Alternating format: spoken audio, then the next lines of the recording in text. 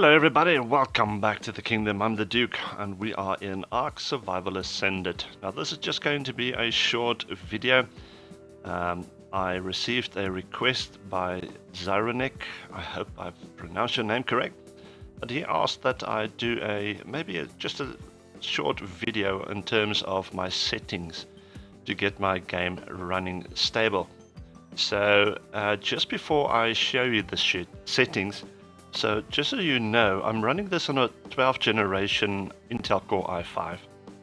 I've got 32 gigabytes of RAM. I'm using this on Windows 11 and I'm running it from an SSD hard drive, so that is important to know.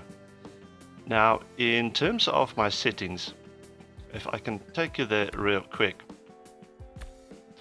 My resolution is 1920 by 1080. I'm running this in a windowed full screen mode. Anti-aliasing is native and my VSync mode is on.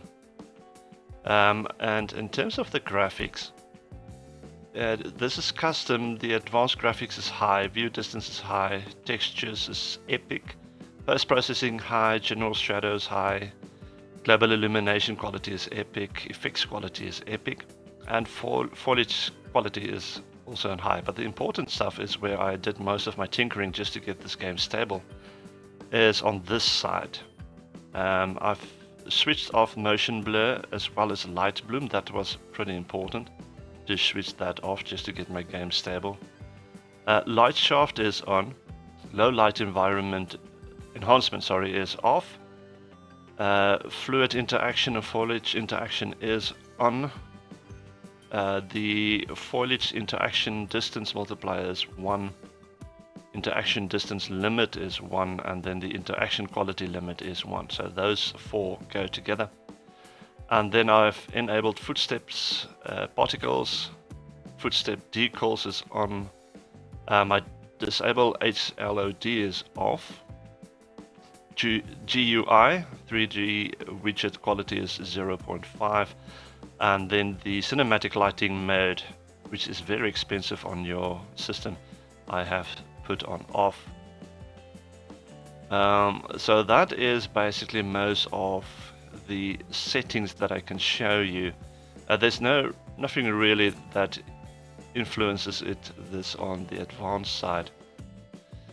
So that is what I have. Now this is to have my game running stable.